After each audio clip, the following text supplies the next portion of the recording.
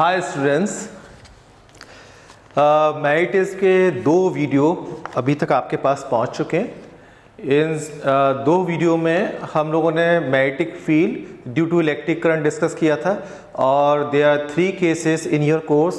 Number 1, एक straight current carrying conductor है, उसकी वजह से जो मैग्नेटिक फील्ड डेवलप होगा उसका फॉर्मूला डिराइव किया था और उसके कुछ स्पेशल केसेस और कुछ न्यूमेरिकल्स भी उससे जो लिंक थे वो किए थे। सेकंड में हमने करंट कैरिंग कॉइल के सेंटर पे और उसकी एक्सिस पे मैग्नेटिक फील्ड के फॉर्मूले डिराइव किए थे, राइट। और आज मैं आपको कुछ और न्यूमेरिकल्स इसी के बेसिस पे लेके आया हूँ।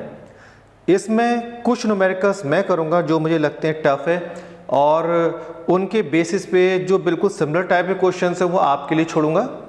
उसे आपको ट्राई करना है। मुझे 99% उम्मीद है वो आपसे हो जाएंगे। अगर 1% आपसे नहीं हो तो आप मुझे कॉल कर लीजिए, मैं उसको भी बता दूंगा। इसमें एक बड़ा अच्छा क्वेश्चन है। क्वेश्चन का नंबर बता देता हूँ मैं आपको और क्वेश्चन रीड भी कर देता हूँ। क्वेश्चन नंबर 5 है, a cell is connected across 2 points P and Q of a uniform circular conductor. Prove that magnetic field at the center O is 0.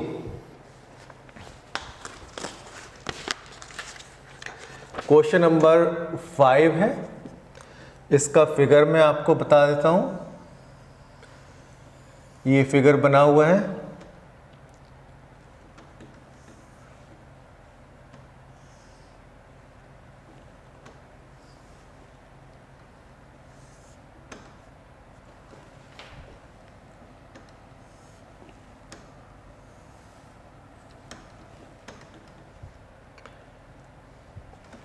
ये एंगल θ1 दिया हुआ है, तो ये 360 माइनस थीटा अपने आप हो ही जाएगा।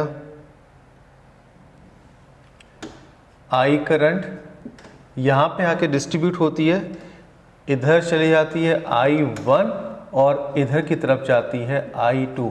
फिर I2 इधर से होती हुई यहाँ पे आती है, I1 यहाँ से होती है यहाँ तक, दोनों मिलकर फिर से I होके वापस आ जाते हैं, I वापस आ जाती है। ये क्वेश्चन है, आपको सेंटर पे मैग्नेटिक फील्ड फाइंड करना है, राइट।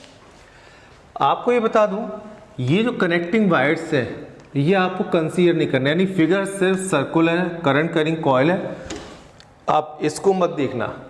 किसी भी न्यूमेरिकल में, किसी भी क्वेश्चन में कनेक्टिंग वायर्स कंसीडर नहीं होते। अगर किसी क्वेश्चन में करना होता है तो न्यूमेरिकल स्पेशली मेंशन कर देता है कि करंट कैरिंग कॉइल कंडक्टर को भी लेना है।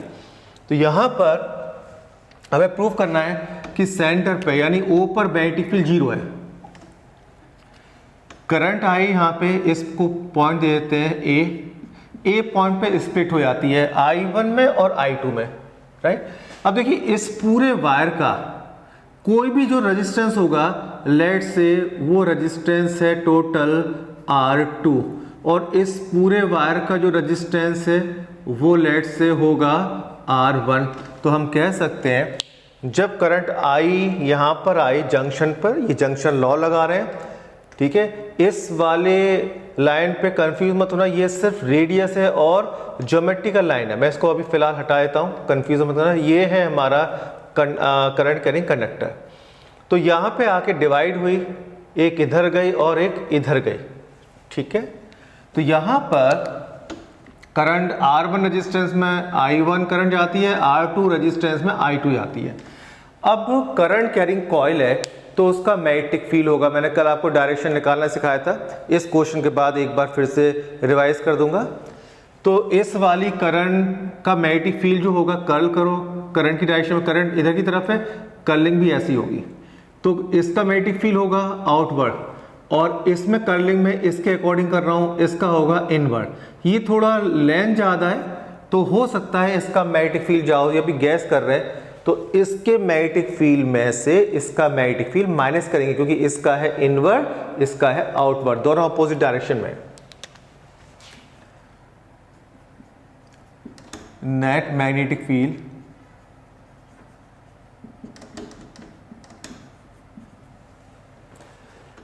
Is equal to B2 minus B1। B2 R2 वाले का मैग्नेटिक फील्ड B2 ले लिया है, इसमें सारे 2 लिए हैं, इसमें 1 B2। इसका जो मैग्नेटिक फील्ड होगा, ये मैं आपको एक चीज़ और बता दूं यहाँ पे, अभी तक मैंने आपको नहीं बताई है। मैंने अभी तक डिस्कस किया है एक सर्कुलर कॉइल के सेंटर पे मैग्नेटिक फील्ड क्या होता है, B is equal to mu not upon 2 I upon radius R, ये फॉर्मूला लगता है। अगर कोई भी सर्कल कंप्लीट नहीं है, इसको ध्यान से समझ लीजिए, मान लीजिए छोटा सा आर्क ही है, तो आपको ये पता होना चाहिए ये आर्क सेंटर पे एंगल कितना मार रहा है। आपको पता है angle is equal to arc upon radius. मान लो आर्क की लेंथ है L, रेडियस है R, तो ये होगा L अपॉन R, तो L is equal to R theta. यहाँ पे जब भी थीटा आता है कभी भी आपके फिजिक्स में, तो आप थोड़ा सा कॉशियस हो जाइए, बिकॉज ये theta must be in radian, ये कभी डिग्री में नहीं होना चाहिए। ये जो हम एलजेब्रिक कैलकुलेशन कर रहे हैं कि क्रॉस मल्टीप्लाई किया और यहाँ का 2 होता था, 2 से मल्टीप्लाई किया, डिग्री के साथ कभी ना मल्टीप्लाई करते ना एलजेब्रिक कैलकुलेशन करते, ये कन्वेंशन है, रूल है। तो आपको अगर ये थीटा डिग्री में दिया होता, जैसे 45 डिग्री दिया होता बाई चांस, तो पहले इसे डिग्री रेडियन में कन्वर्ट करते, पाई बाई 180 से मल्टीप्लाई कर दो, तो ये रेडियन में कन्वर्ट हो जाएगा। यहाँ पे पाई वही 3.14 वाला पाई होता है, ठीक है। तो अगर डिग्री में है तो पहले रेडियन में कन्वर्ट करो, अगर रेडियन में तो वैसे ही छोड़ दो। एंगल हमेशा रेडियन में ही होना चाहिए। तो इसमें जो लेंथ आई आर्क की वो कितनी आई थी, एल थीटा, ये था, ये थीटा, ये एल, ये R, L is equal to R theta, ठीक है। तो ये जो आर्क की लेंथ थी वो आर थीटा के इक्वल थी, राइट।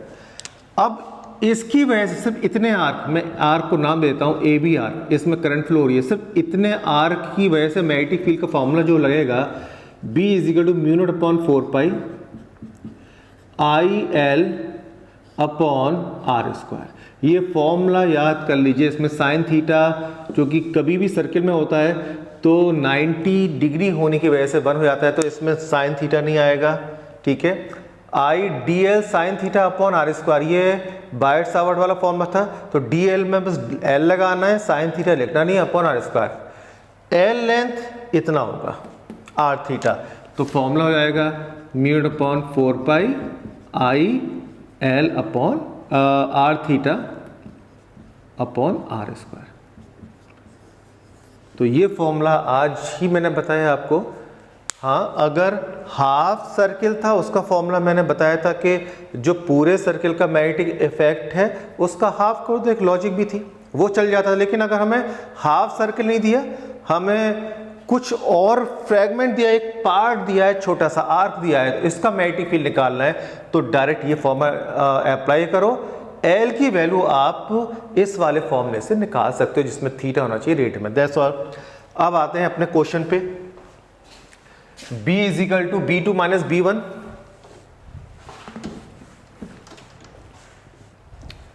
B2 ए से ये पूरा जो बड़ा वाला आर्क है इसका मैग्नेटिक इफेक्ट निकालना है। मान लो इसकी लेंथ है L2, करंट I2 जा ही रही है, तो मैग्नेटिक फील्ड का फॉर्मूला क्या होगा, mu upon 4 pi I2 L2 upon R square, क्योंकि रेडियस तो सेम ही रहेगी हर जगह, सर्किल तो एक ही है, माइनस B1 होगा mu not upon 4 pi I1 L1 upon R square.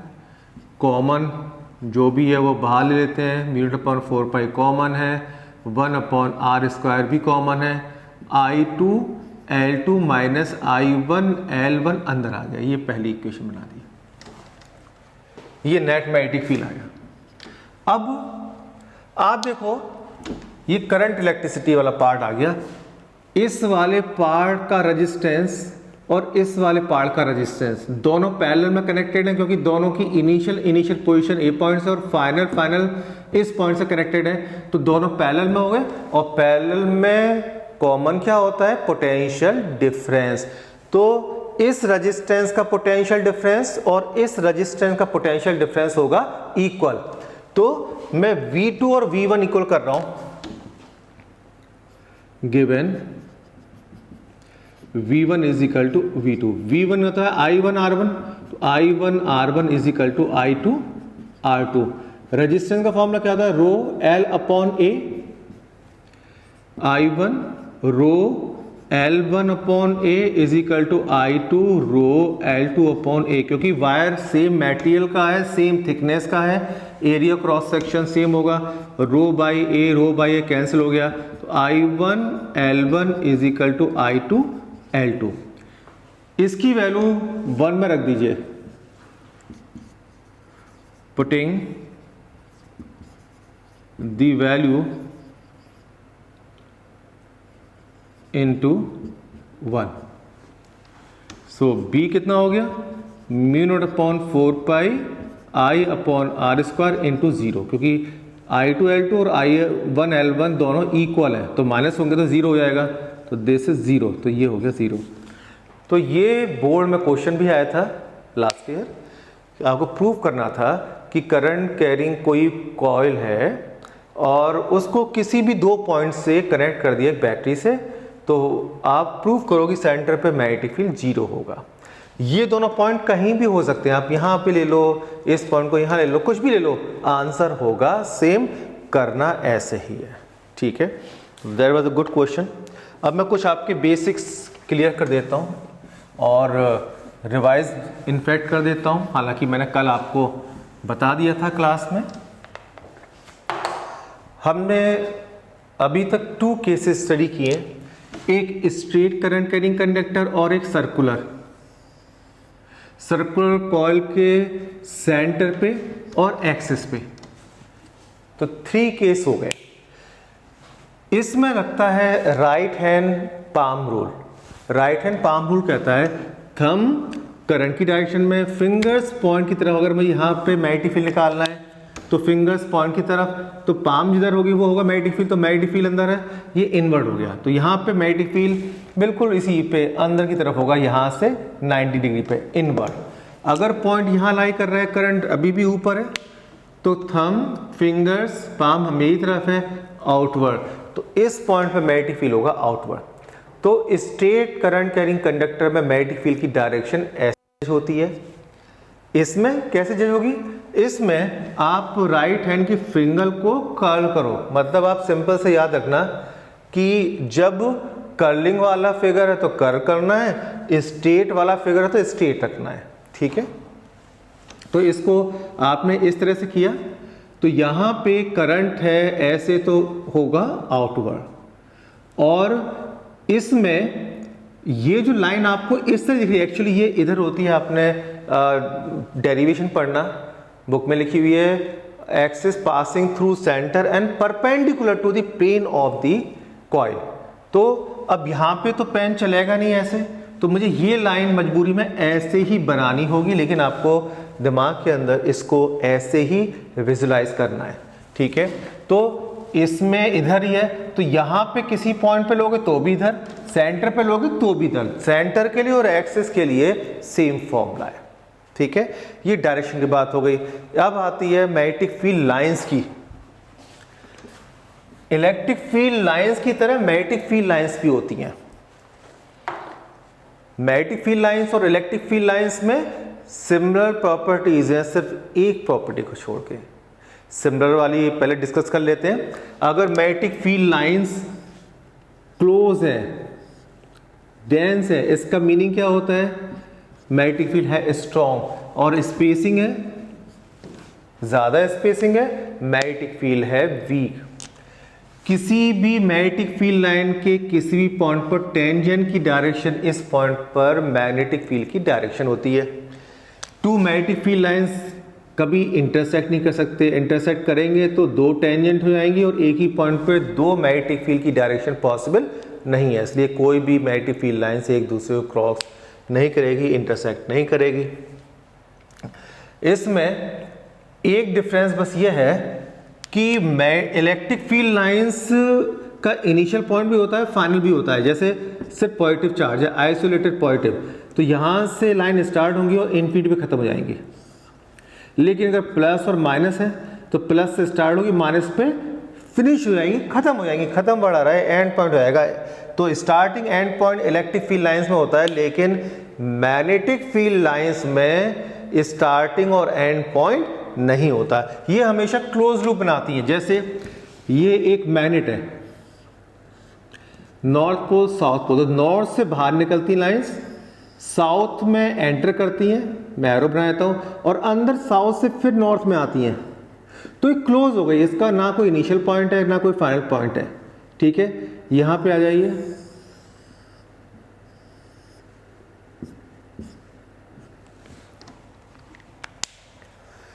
यहां पे आ जाइए।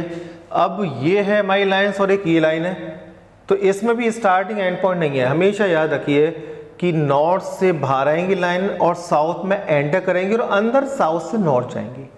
तो मैग्नेटिक फील्ड लाइंस का कोई भी स्टार्टिंग पॉइंट नहीं होता है, एंड पॉइंट नहीं होता, तो ये हमेशा क्लोज लूप में ही एग्जिस्ट करती हैं। जबकि इलेक्ट्रिक फील्ड लाइंस में स्टार्टिंग पॉइंट और एंड पॉइंट होते हैं, वो नेगेटिव चार्ज पे एंड हो जाती हैं, उनका दी एंड हो जाता है। अगर नेगेटिव चार्ज नहीं है तो इन्फिनिटी पे जाके होगा। अगर है ही सिर्फ इकलौता आइसोलेटेड नेगेटिव चार्ज, इन्फिनिटी से नेगेटिव चार्ज पर आएंगे, खत्म हो जाएगा। ठीक है,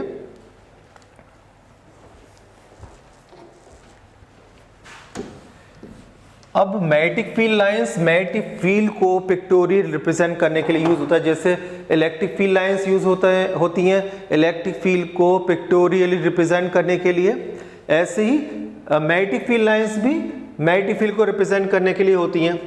तो आपने जो पढ़ा है स्ट्रेट लाइन, इसका मैग्नेटिक फील्ड क्या होगा? तो इस स्ट्रेट कंडक्टर के परपेंडिकुलर एक प्लेन इमेजिन कर लो।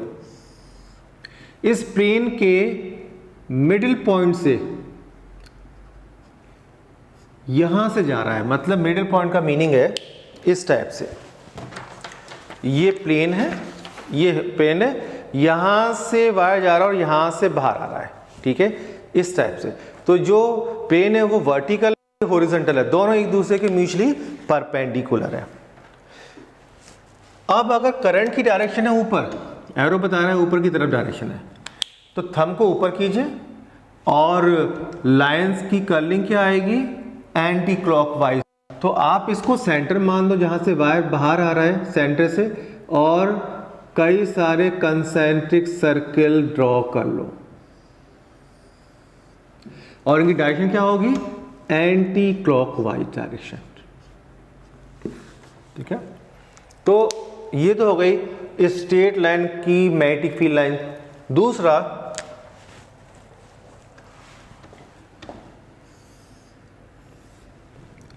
करंट कैरिंग कॉइल की मैग्नेटिक फील्ड लाइंस कैसे होती हैं? ये 1 मार्क्स का क्वेश्चन बोर्ड में आया था, इसलिए मैं आपको बता रहा हूं। तो इसमें यहां से आधे में ऊपर जा रही है और फिर आधे में नीचे आती है। मीनिंग क्या हुआ? जैसे ये है प्लेन, तो जो वायर है उसका सेम ही पार्ट, आधा पार्ट ऊपर है और आधा नीचे से, हाफ नीचे हाफ ऊपर। तो अपर साइड लोअर साइड दोनों है इस टाइप से, और सर्किल का हाफ पार्ट ऊपर है और हाफ पार्ट नीचे है। डॉट डॉट इसलिए बताया, ये पेपर के नीचे छुपा हुआ है, आपको आंख से दिखाई नहीं देगा। यहां से करंट जा रही है, तो इस पॉइंट पे देखो, इस पॉइंट पर ऊपर जा रही है करंट। थंब को ऊपर करोगे तो कर्लिंग आएगी एंटी क्लॉकवाइज, तो यहां पर एंटी क्लॉकवाइज इस डायरेक्शन में, ये जब घूम के आएगा तो ये एरो ऐसे हो जाएगा। ठीक है, जितना हम दूर चलते जाएंगे ये इसकी रेडियस इंक्रीज होती जाएगी इस तरह से। ठीक है, यहाँ पे आइए, यहाँ पे देखो करंट की डायरेक्शन क्या है? डाउनवर्ड। डाउनवर्ड होगी तो करंट की डायरेक्शन क्या होगी? क्लॉकवाइज। अब यहाँ पे सेंटर मान के 1 2 क्लॉकवाइज डायरेक्शन के सर्कल बना दो। तो ये ही घूम के जब आएगी ऊपर, या जब दूर जाओगे रेडियस बड़ी होती जाएगी। तो आप देखो इसमें ऊपर है, इसमें भी इधर है, यानी अंदर वाली साइड में मैग्नेटिक फील्ड की लाइंस सेम डायरेक्शन में, नीचे से ऊपर। बीच में बिल्कुल सेंटर पे स्ट्रेट बनाया जरा। ये स्ट्रेट लाइन क्या शो करती है? ये स्ट्रेट लाइन शो करती है कि मिडिल में मैग्नेटिक फील्ड लाइंस यूनिफॉर्म होता है। ये क्वेश्चन पूछा था बोर्ड में कि करंट कैरिंग कॉइल है, मैं आपको यहाँ करंट कैरिंग कॉइल बना देता हूँ, समझ में आसानी होगी, ठीक है। तो इस पे यहाँ पर करंट कैरिंग कॉइल के सेंटर पर थोड़े से रीजन में मैग्नेटिक फील्ड यूनिफॉर्म होता है, ठीक है। यूनिफॉर्म मैग्नेटिक फील्ड कहाँ कहाँ होता है? एक अर्थ का काफी लार्ज एरिया में अर्थ का मैग्नेटिक फील्ड यूनिफॉर्म होता है। सोलेनॉइड जो हम पढ़ेंगे आज सेकंड वीडियो में आज की, उसमें सोलेनॉइड के अंदर भी मैग्नेटिक फील्ड यूनिफॉर्म होता है, ठीक है। और करंट कैरिंग कॉइल के सेंटर के अराउंड स्मॉल एरिया में, इतने से एरिया में सेंटर के अराउंड, यहाँ पे भी मैग्नेटिक फील्ड यूनिफॉर्म होता है। इसीलिए ये यूनिफॉर्म मैग्नेटिक फील्ड में सेंटर पे हमने स्ट्रेट लाइन ड्रॉ की है। ये मैं जो आपको नोट्स दूंगा उसमें मैंने बनाया हुआ है, आप देख लेना। तो ये इंफॉर्मेशन डायरेक्शन के लिए हो गई।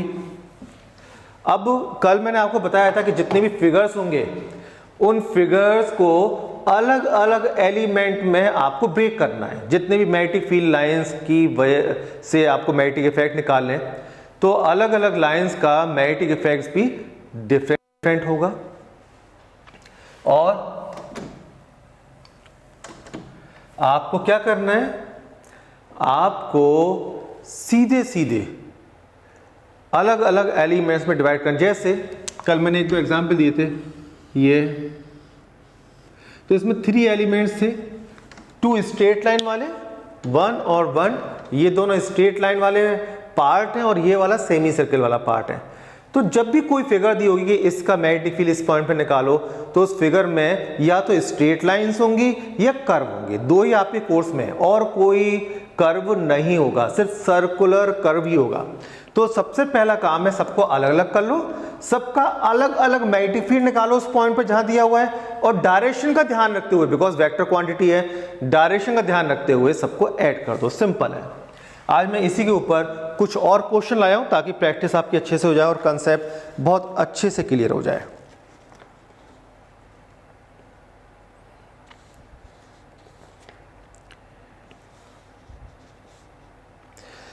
फर्स्ट क्वेश्चन है, current of 5 ampere is flowing from south to north in a straight wire.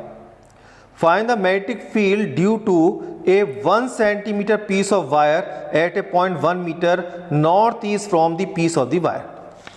देखिए सबसे पहले इसने क्या पूछा, कुछ नहीं पता। सबसे पहले फिगर बना लेते हैं।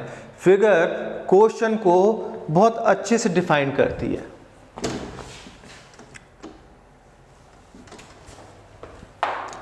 क्वेश्चन 1 है, करंट 5 है flowing from south to north. तो यहां पे नॉर्थ, ईस्ट, वेस्ट और साउथ, इस तरह डायरेक्शन होती है चारों। अब कह रहे हैं कि जो करंट की डायरेक्शन है वो है साउथ टू नॉर्थ। साउथ ये है, नॉर्थ यानी कि स्ट्रेट कंडक्टर है, और करंट की डायरेक्शन ऐसे फ्लो हो रही है नीचे से ऊपर। Find a magnetic field due to 1 centimeter piece of wire at a point 1 meter northeast from the piece of the wire। तो यहाँ पे पीस दिया हुआ है, इसकी लेंथ कितनी दी हुई है? 1 सेंटीमीटर ओनली। और इस पीस से अब यहाँ पे अगर डायरेक्शन देखें, इसको सेंटर मान के, ऊपर नॉर्थ, नीचे साउथ, ये ईस्ट और ये वेस्ट। तो उन्होंने डायरेक्शन दी है पॉइंट की जिस पे मैग्नेटिक फील्ड निकालना है। 1 मीटर डिस्टेंस और नॉर्थ ईस्ट में, ईस्ट ये है, नॉर्थ ये है, और नॉर्थ ईस्ट होता है 45 डिग्री पे। 1 मीटर, इवन इससे ज्यादा होगा, लगभग इतना होता है 1 मीटर। पॉइंट है पी। मैंने इसलिए आपको ये फिगर बनाई है क्योंकि इसके कुछ सिग्निफिकेंस है। आपने देखा था कि magnetic field due to small element only, तो उसमें डायरेक्ट बायट-सावर्ट लॉ लग जाएगा, बिकॉज बायट-सावर्ट लॉ सिर्फ और सिर्फ स्मॉल करंट कैरिंग एलिमेंट के लिए, यानी स्मॉल करंट एलिमेंट के लिए फॉर्मूला है। क्या फॉर्मूला है? dB is equal to mu not upon 4 pi I D L upon R square, ठीक है, इनटू साइन थीटा। अब देखो आईडीएल, ये कितना बड़ा पार्ट दिया हुआ है 1 सेंटीमीटर, स्केल रख के देखो 1 सेंटीमीटर लगभग इतना होगा, और 1 मीटर इतना बड़ा है। तो इस 1 मीटर के कंपैरिजन में ये डिस्टेंस नेग्लिजिबली स्मॉल है, यानी इसको हम इस केस में डीएल मान सकते हैं। तो डीएल यानी कि इसमें करंट के साथ हो गया आईडीएल, तो इसमें किसी फॉर्मूले की जरूरत ही नहीं है। जो बायट-सावर्ट लॉ है स्मॉल करंट एलिमेंट, ये बायट-सावर्ट लॉ ही तो पूछ रहे हैं। तो यहां पर आईडीएल में डीएल 1 सेंटीमीटर रख देना, म्यू नॉट अपॉन 4 पाई 10 की पावर -7, आई करंट जो दी है वो 5 एम्पियर दी है, और जो डीएल है वो 1 सेंटीमीटर मतलब 10 की power -2 metre sine 45 upon R square. R है 1 मीटर, 1 का स्क्वायर 1 ही होगा, इसको आप सॉल्व कर सकते हैं। साइन 45 1/√2 हो जाएगा, तो ये हो गया 10 की पावर -9 5/√2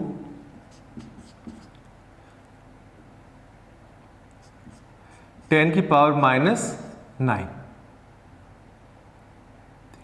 5/√2 10 की पावर -9 और टेस्ला, ये आपका आंसर आएगा। ऐसे ही क्वेश्चन नंबर 2 है, same current I is flowing in 3 long wires along X axis, Y axis and Z axis, calculate the magnetic field at the point 0 0 -8। इस क्वेश्चन को सॉल्व करने से पहले मैं एक हिंट दे दूं आपको।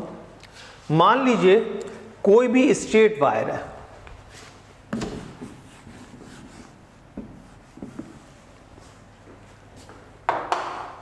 जैसे ये एक स्ट्रेट करंट कैरिंग कंडक्टर, इसमें करंट फ्लो हो रही है लेट से आई एम्पियर। इस पॉइंट पर, इस पॉइंट पर, इस पॉइंट पर, इस पॉइंट पर, इस पे सब जगह मैग्नेटिक फील्ड एग्जिस्ट करेगा, लेकिन कोई पॉइंट जो इस कंडक्टर के ही ऊपर है या ऐसी जगह है जहां पे इसको एक्सटेंड करने पर ये इससे पास हो सकता है, उन पॉइंट्स पर मैग्नेटिक फील्ड 0 होता है। क्यों 0 होता है? Biot Savart law mu not upon 4 pi I D L sine 0, sine theta sine 0 हो जाएगा, क्योंकि आप देखो जो पॉइंट होता है ये पी पॉइंट है, तो आईडीएल और इसके बीच का एंगल थीटा होता है। अगर इस पॉइंट को मैं पास ले आऊं, थीटा कम होगा, इस पॉइंट को इसको ऊपर ही रख दूं, तो थीटा क्या हो जाएगा 0, और साइन 0 0 होता है, इसलिए मैग्नेटिक फील्ड 0 होगा। तो ऐसे सभी पॉइंट्स जो किसी सेगमेंट पे दिए हुए, जैसे आपको ये दिया हुआ है, एक ये फिगर दी हुई है और कहा इस पॉइंट पे मैग्नेटिक फील्ड निकालो, तो देखो इसमें कितने एलिमेंट्स हैं, करंट ऐसे आ रही है, तो ये वाला पार्ट इस पॉइंट से पास आ रहा है, ये वाला पार्ट भी इस पॉइंट की तरफ आ रहा है, तो इस पार्ट और इस पार्ट का मैग्नेटिक फील्ड 0 होगा, इसको हटा देता हूं, समझ गए, क्योंकि ये इसी पॉइंट के अलोंग है। सिर्फ इसके और इसके मैग्नेटिक फील्ड निकालने और ऐड करने हैं वेक्टर का ध्यान रखते हुए। तो ये ध्यान रखना पॉइंट्स, जितने आप न्यूमेरिकल करोगे उतने आप एक कंसेप्ट स्ट्रॉन्ग होते जाएंगे, नए नए पॉइंट्स आपको सीखने को मिलेंगे। Same current I is flowing in 3 long wires X Y Z, calculate the magnetic field at the point 0 0 -a। मैं रियल सिचुएशन के एक्सिस बना देता हूं, ठीक है, ये है मेरे लिए एक्स एक्सिस, ये है वाई एक्सिस, जेड एक्सिस, ये 3D में फिगर है। मैग्नेटिक फील्ड में एक चीज बात याद रखना कि जितनी भी फिगर्स हैं, ये क्वेश्चन है, वो 2D में है, क्योंकि आपकी रजिस्टर के पेजेस या बुक के पेजेस होते हैं 2 डायमेंशनल, उसमें थिकनेस नहीं होती। 3 डायमेंशन फिगर के लिए आपको जनरेट करना पड़ेगा इसी तरह से जैसे मैंने किया है।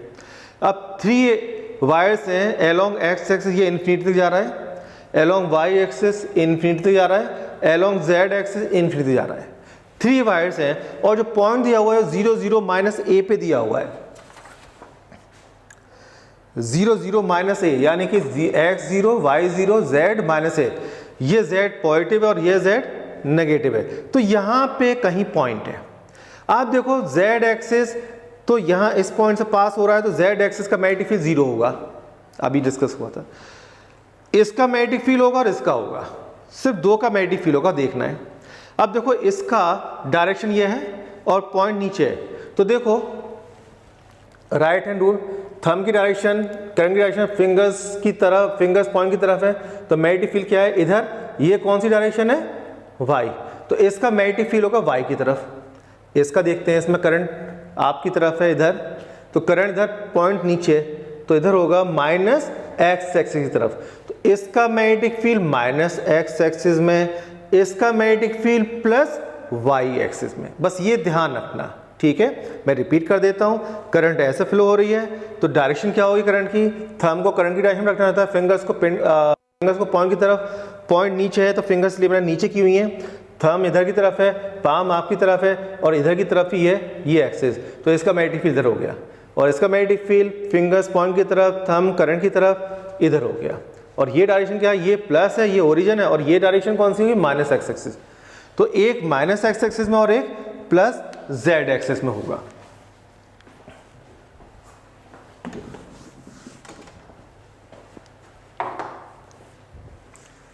वन एम्पियर फ्लोइंग, तीनों 1 एम्पियर फ्लो हो रही है।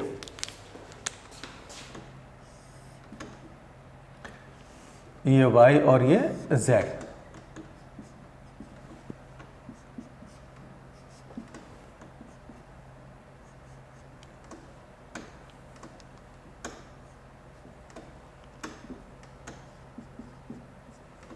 ठीक है। x, y एंड z ये तीनों हमारे एक्सिस हैं, और जो पॉइंट दिया हुआ है वो दिया हुआ है हमें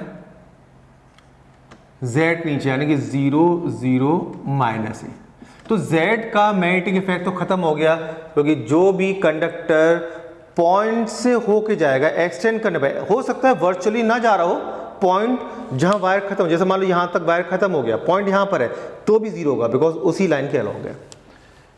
तो इसका हटा देते हैं, और x एक्सिस वाले का मैग्नेटिक फील्ड था प्लस y में और y का था माइनस x में, ये ध्यान रखना।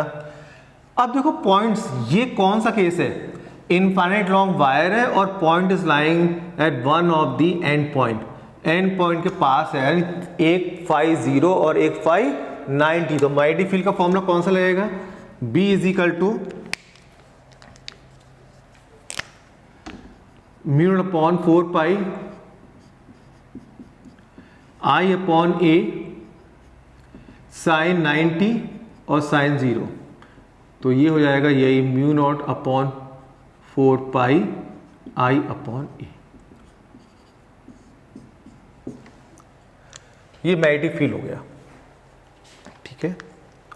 अब आता है कि इसका हम x एक्सिस वाले का हम इसमें x लगा दें, इसका मैग्नेटिक फील्ड किस डायरेक्शन में आया था, x वाले का प्लस y में, तो y में यूनिट वेक्टर j कैप, तो इसमें j कैप लगा दें, वेक्टर का साइन लगा दो, by mu upon 4 pi I upon a, इसमें आया था माइनस आई कैप, क्योंकि नेगेटिव x एक्सिस आया था,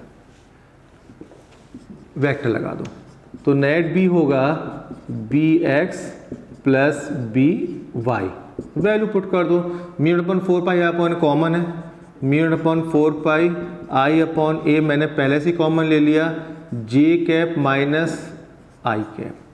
डायरेक्शन किधर आएगी इसकी, देखो ये x था, इसका मैग्नेटिक फील्ड था यहाँ पर इधर की तरफ, ठीक है, इसका किधर था, इसका इधर था और इसका था हमारा इधर की तरफ, तो एक मैग्नेटिक फील्ड है इधर और एक मैग्नेटिक फील्ड इधर 90 डिग्री पर।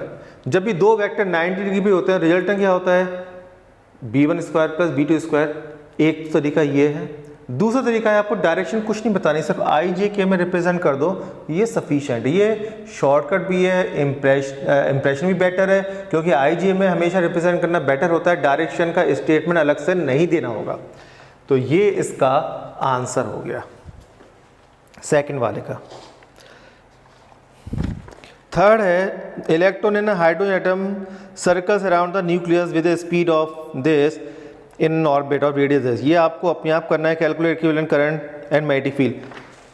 आपने मुझसे फ़ोन पे कई बार डाउट भी पूछा था इससे रिलेटेड, और मेरे ख्याल से ये कंसेप्ट सबको क्लियर है कि एक चार्ज पार्टिकल है Q, वो सर्कल में रोटेट कर रहा है, जैसे हाइड्रोजन के ऑर्बिट में कोई इलेक्ट्रॉन लाइक दिस।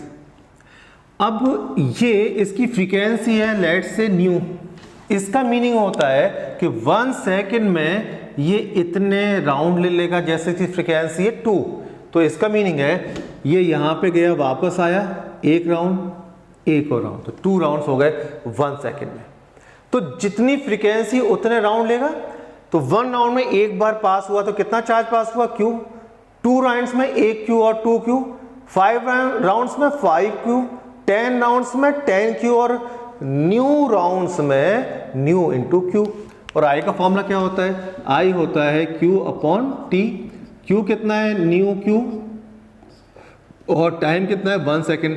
तो फ्रीक्वेंसी इंटू चार्ज को ही करंट कहते हैं। ये मैंने फॉर्मूला बताया था, याद भी कर लेना। तो अगर Q कूलम चार्ज रोटेट हो रहा है और फ्रीक्वेंसी है न्यू, तो करंट कितनी फ्लो होगी? I जो होगी वो होगी फ्रीक्वेंसी इंटू चार्ज, ये करंट है। अब करंट का मैग्नेटिक फील्ड निकालना है, तो फॉर्मूला क्या होता है? Mu upon 2 I upon R या I अपॉन A। तो म्यू अपॉन 2 I कितनी थी? Frequency into charge upon R।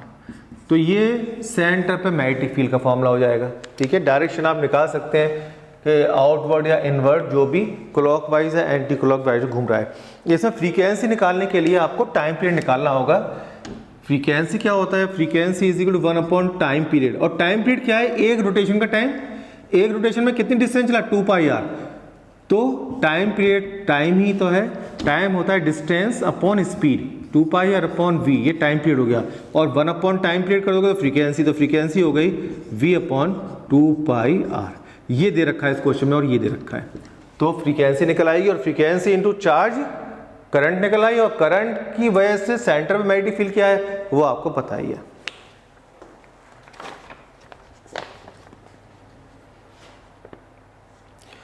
तो ये क्वेश्चन हो गया थर्ड।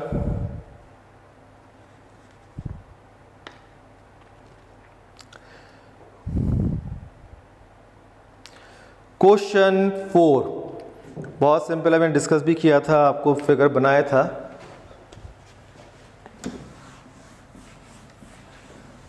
करंट की डायरेक्शन इसमें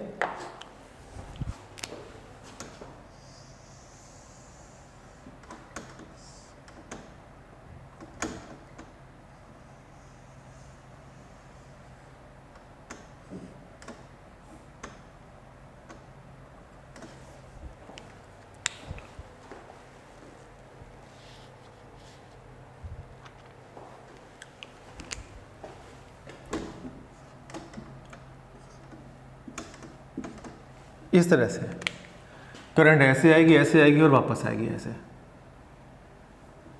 ठीक है, तो अब देखो इसका मैग्नेटिक इफेक्ट होगा आउटवर्ड, इसका मैग्नेटिक फील्ड होगा इनवर्ड, और इनका जीरो होगा, बिकॉज ये इस पॉइंट की तरफ है। डायरेक्शन जब पॉइंट की तरफ होती है, जिस पॉइंट में मैग्नेटिक फील्ड निकालना है, तो उन स्टेट वाले पार्ट को नेगलेक्ट कर देते हैं क्योंकि मैग्नेटिक फील्ड जीरो होगा। तो इसको हटा सकते हैं, इसको हटा सकते हैं। इसका मैग्नेटिक फील्ड आउटवर्ड और इसका इनवर्ड, बट इसकी रेडियस कम है, दी हुई है। लेट से इसकी है R1, इसकी R2। तो R1 का मैग्नेटिक फील्ड ज़्यादा होगा, बिकॉज जिसकी रेडियस कम होती है उसका मैग्नेटिक फील्ड ज़्यादा होता है। फॉर्मूले में आता है mu upon 2 I upon R, तो इनवर्सली प्रोपोर्शनल हो गया। तो इसके मैग्नेटिक फील्ड से इसका मैग्नेटिक फील्ड माइनस कर देना, ये आपको खुद करना है, मैंने हिंट दे दिया आपको। इसका मैग्नेटिक, ये सेमी सर्कल है, सेमी सर्कल की लेंथ कितनी होती है? पाई आर, पूरी होती है 2 पाई आर इसकी। तो फॉर्मूला क्या लगता है?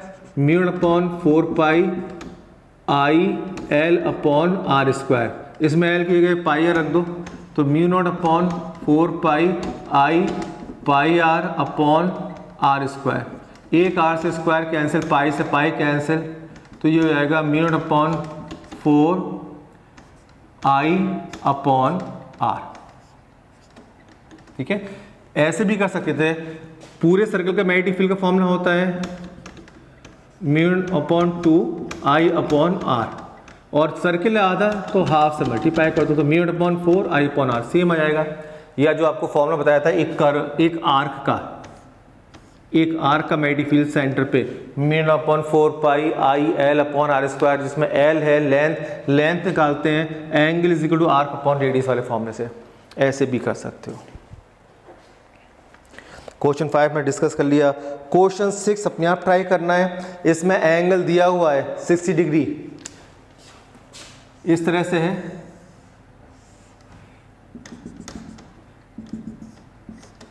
तो 60 को एंगल में रेडियन में कन्वर्ट कर लेना। 60 is equal to 60 into pi by 180, तो ये आएगा pi by 3 radian. Pi by 3 use करना, 60 डिग्री मत यूज करना, राइट। तो इसका मैग्नेटिक फील्ड आएगा, इसका 0 होगा बिकॉज ये सीधे पॉइंट की तरफ आ रहे हैं।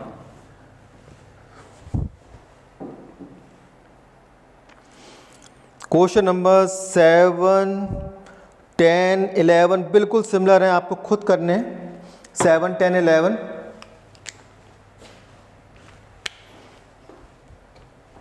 हिंट दे देता हूं।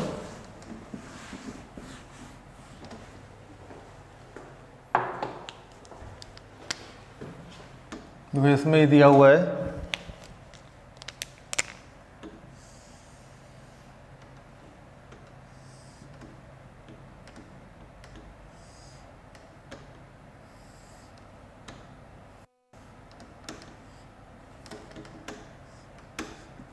ये 90 डिग्री दिया हुआ है, करंट फ्लो हो रही है।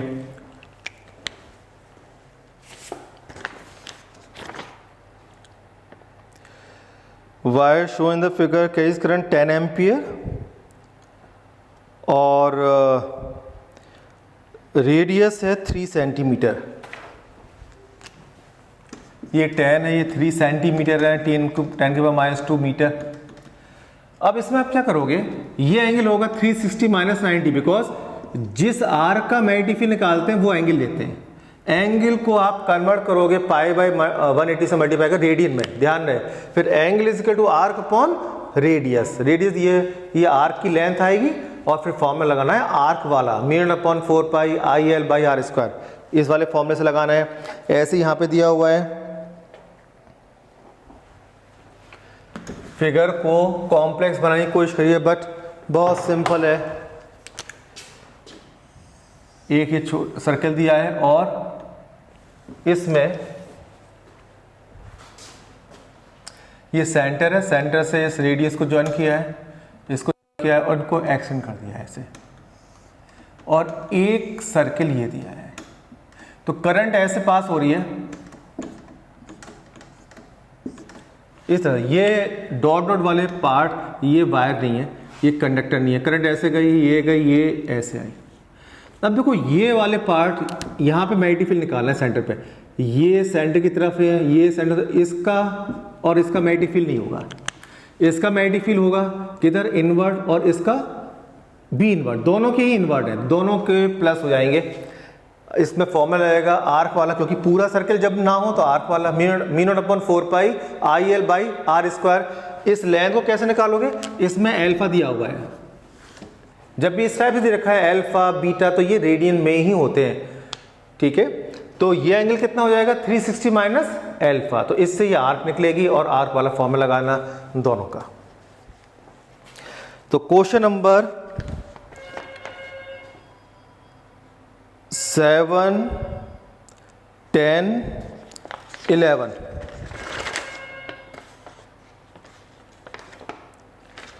Question number 16, question number 20, question number 18 और 17 बिल्कुल इसी के ऊपर है।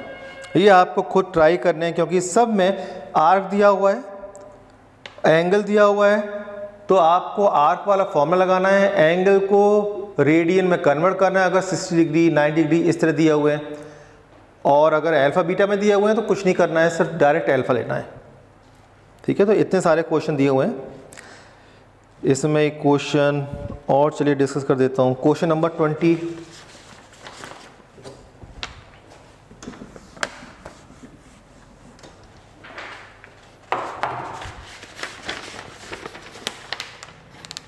क्वेश्चन नंबर 20 में एक स्ट्रेट है और एक सर्किल है, दोनों का कॉम्बिनेशन है। एक ये है और एक सर्किल बनाया है जो इसको जस्ट टेंजेंट कर रहा है, टेंजेंट है ये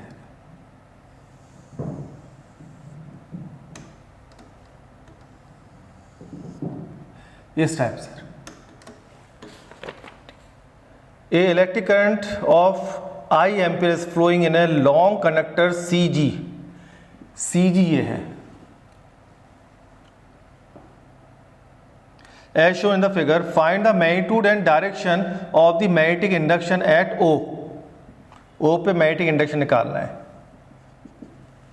ठीक है, इसकी करंट कितनी फ्लो हो रही है, I। रेडियस दी हुई है ये डॉट डॉट करते हुए फिगर में ही R। अब देखिए ये इनफाइनाइट लॉन्ग है, ये इनफाइनाइट लॉन्ग है और जिस पॉइंट में निकाला है वो समवेयर इन मिडिल है। तो मिडिल वाला फॉर्मूला क्या होता है, mu not upon 2 pi I upon R। तो इसका मैग्नेटिक फील्ड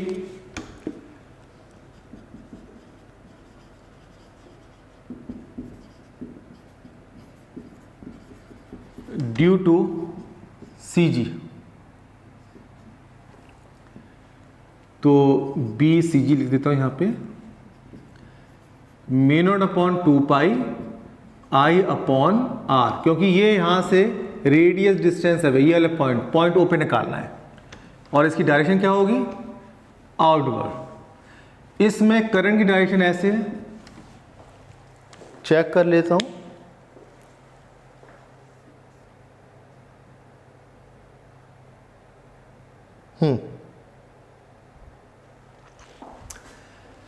इसमें आउटवर्ड, इसकी होगी मैग्नेटिक फील्ड इनवर्ड, तो इसकी इनवर्ड इसकी आउटवर्ड, तो आपको एक में से दूसरे को माइनस करना है क्योंकि अपोजिट डायरेक्शन हो गई।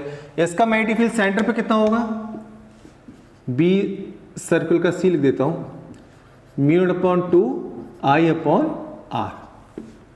तो इन दोनों का माइनस लिख देना, net magnetic field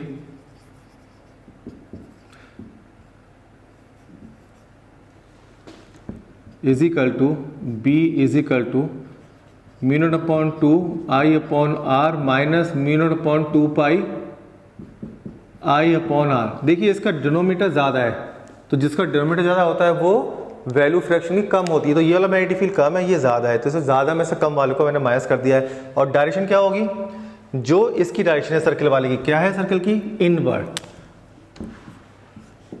towards inward. ठीक है,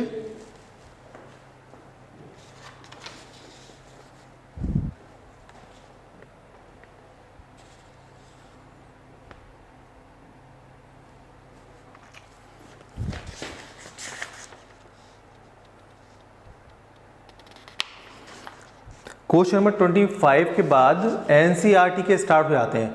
तो एनसीईआरटी के आप मत करना, क्योंकि एनसीईआरटी के तो मैंने सीरीज स्टार्ट करी हुई है, वो उसी सीरीज में जब मैं यहाँ पे आऊँगा तो ले लूँगा सारे एनसीईआरटी एक साथ। तो एनसीईआरटी के अलावा आप सारे कर लेना। एक क्वेश्चन अच्छा है 15 वाला मैं डिस्कस कर लेता हूँ।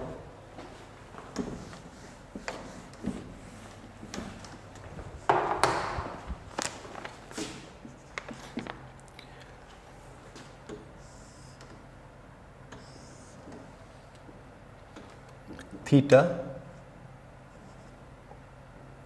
ये बिल्कुल एंगल बाइसेक्टर में है, ये पॉइंट P दिया हुआ है, करंट ऐसे आ रही है और ऐसे जा रही है। ठीक है, अब मैं क्वेश्चन पढ़ देता हूँ। क्वेश्चन है 15, 2 वायर्स CONOA, ये C दिया हुआ है, ये O दिया हुआ है, ये A दिया हुआ है। CO and OA carry equal currents I as shown in the figure. One end of both the wire extends to infinity, यानी ये infinity तक है, ये वाला infinity तक है.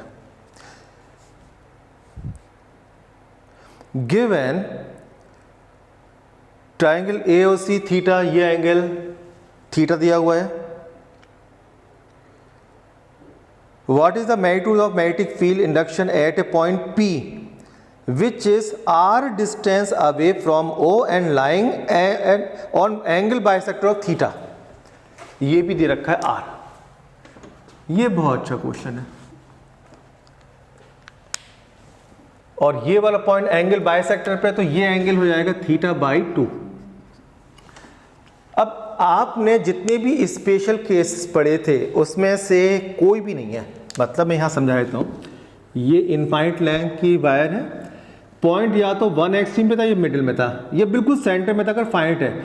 ये वन एक्सट्रीम से थोड़ा सा नीचे है. ऐसे केस में क्या करते हैं, इसको मिलाओ, परपेंडिकुलर डालो, ज्वाइन करो. ये एंगल एक 90 होगा साइन 91, दूसरा एंगल 0 नहीं है साइन थीटा बाई 2 या कोई एंगल है. उसको कैसे निकालेंगे, डायरेक्ट ट्रिग्नोमेट्रिकल रेशियो लिख के. साइन थीटा होता है परपेंडिकुलर अपॉन हाइपोटेन्यूज, तो ये और ये लेंथ दी होंगी. ठीक है, तो जो फॉर्मूला लगता है mu not upon 4 pi I upon R into sine phi 1 upon sine phi 2, sine phi 1 plus sine phi 2. तो साइन फाई 1 साइन फाई 2 अब तक या तो 0 थे या 90 थे. इसमें आपको लिटरली निकालना होगा. एक 90 है बट एक आपको रेशो से निकालना होगा. ठीक है, तो ये क्वेश्चन है, इसलिए मैंने कहा ये थोड़ा सा अलग है. बाकी इसके अलावा कोई केस नहीं है. तो देखिए, इसका जो मैग्नेटिक फील्ड है वो किधर की तरफ होगा, थंब करंट की तरफ, फिंगर्स पॉइंट की तरफ, बाहर की तरफ. इसका क्या होगा, इसका भी बाहर की तरफ, थंब करंट की तरफ, फिंगर्स पॉइंट की तरफ. तो क्या होगा, बाहर. दोनों के मैग्नेटिक फील्ड एक ही डायरेक्शन में है तो दोनों ऐड होने हैं, तो कोई टेंशन नहीं.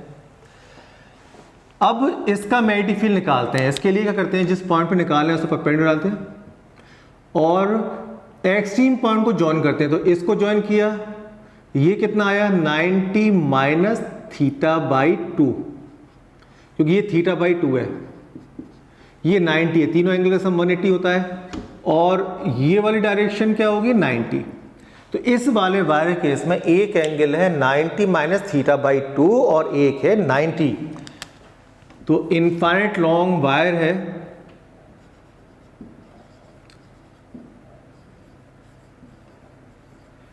इनफाइनाइट लॉन्ग वायर का मैग्नेटिक फील्ड का फॉर्मूला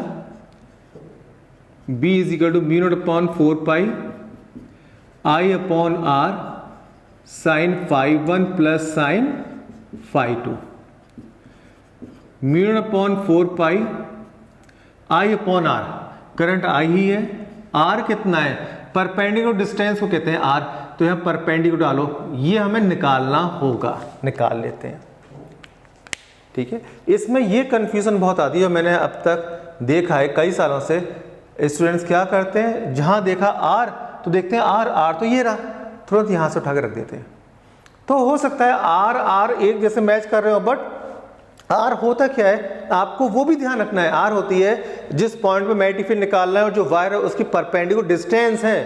अगर न्यूमेरिकल में कहीं R उन्होंने आपको कंफ्यूज करने को लिख दिया तो उससे कंफ्यूज मत होइए.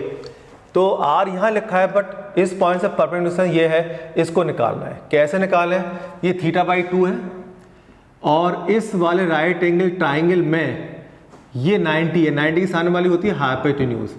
ये बेस, ये परपेंडिकुलर, हमें परपेंडिकुलर निकालना है. हाइपोटेन्यूज दिए तो साइन थीटा यूज हो जाएगा. तो sign theta by 2, sine theta क्या होता है परपेंडिकुलर अपॉन हाइपोटेन्यूज. परपेंडिकुलर क्या है PC, यहां पे D ले लेते हैं, C तो अलग हो जाएगा.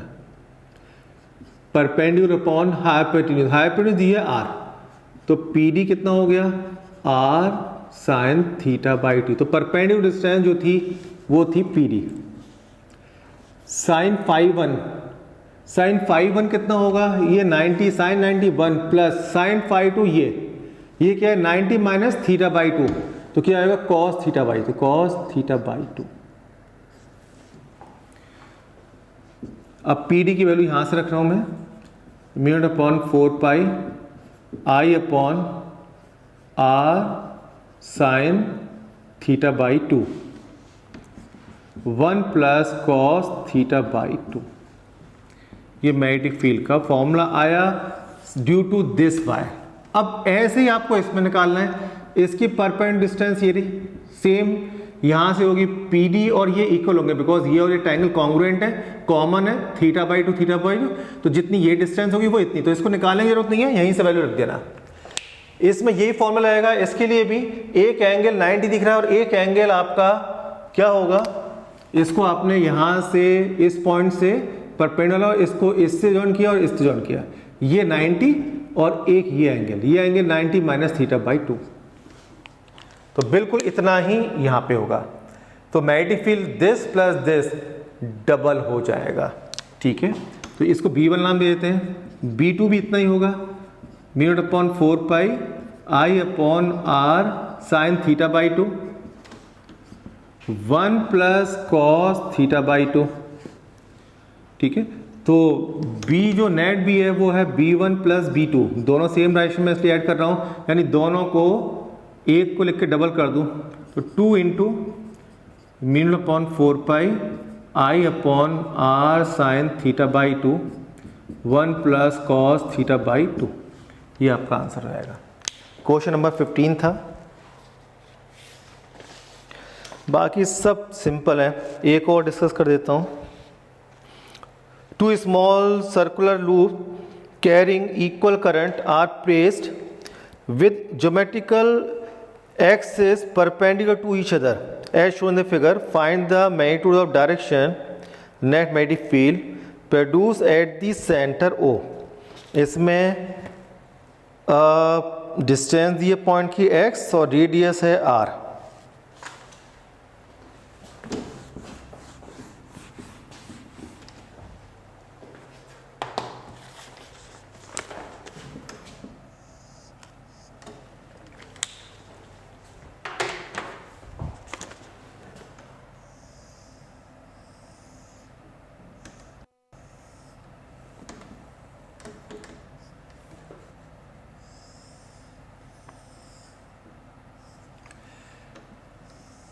पॉइंट P है, ये x ये भी x है, इनकी रेडियस है ये r है। अब देखो करंट की डायरेक्शन इसमें है इस डायरेक्शन में, यानी कि क्लॉकवाइज, और इसमें एंटी क्लॉकवाइज है। तो देखो इसका मैग्नेटिक फील्ड क्या होगा, आप इस कॉइल को ऐसे इमेजिन करो, इसमें करंट ऐसे आ रही है, तो इसका होगा अपवर्ड, तो इसका मैग्नेटिक फील्ड इस पॉइंट पर होगा इस डायरेक्शन में, B1 लिख लेते हैं। ये वाली कॉइल है ऐसे, करंट की डायरेक्शन क्या जा रही है, इसमें करंट की डायरेक्शन इस तरह से जा रही है, यानी कि इसमें भी क्लॉकवाइज आ रही है। तो मैग्नेटिक फील्ड इधर है, तो इसका मैग्नेटिक फील्ड होगा इधर, इसका मैग्नेटिक फील्ड होगा इधर, तो B2 इधर हो गया, बीच में एंगल 90। तो दो वेक्टर के बीच में एंगल 90 है, तो रिजल्टेंट क्या होगा, under root B1 square plus B2 square. B कैसे निकालोगे, एक्सिस वाला फॉर्मूला, एक्सिस वाला फॉर्मूला याद है, म्यू अपॉन 4 पाई आई ए स्क्वायर अपॉन ए स्क्वायर प्लस एक्स स्क्वायर की पावर 3/2। ये फॉर्मूला निकालना है, ए रेडियस है, एक्स डिस्टेंस है, ठीक है। तो ए स्क्वायर प्लस एक्स स्क्वायर की पावर 3/2 और करंट दी हुई है, तो B1 और B2 की वैल्यू सेम है इसमें, तो क्या होगा, रख देना वैल्यू और इसका फॉर्मूला लगा देना, ठीक है। तो ये वाले क्वेश्चन अब आपको बचे हुए, हिंट मैंने ऑलमोस्ट दे दी, जो टिपिकल थे वो सारे कर दिए। क्वेश्चन को बहुत टिपिकल बनाने की कोशिश करते हैं बट है नहीं, एक फिगर दी है आपको इस टाइप से,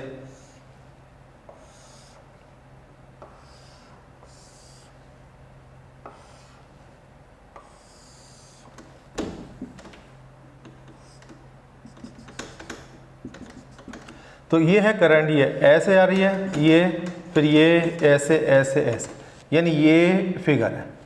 तो देखो ये जितने भी स्ट्रेट वाले पार्ट हैं ये पॉइंट की तरफ है, ये पॉइंट की तरफ है, इसके मैग्नेटिक फील्ड नहीं होंगे। इसका होगा, इसका होगा, इसका होगा, तीनों एंगल सेम बना रहे हैं।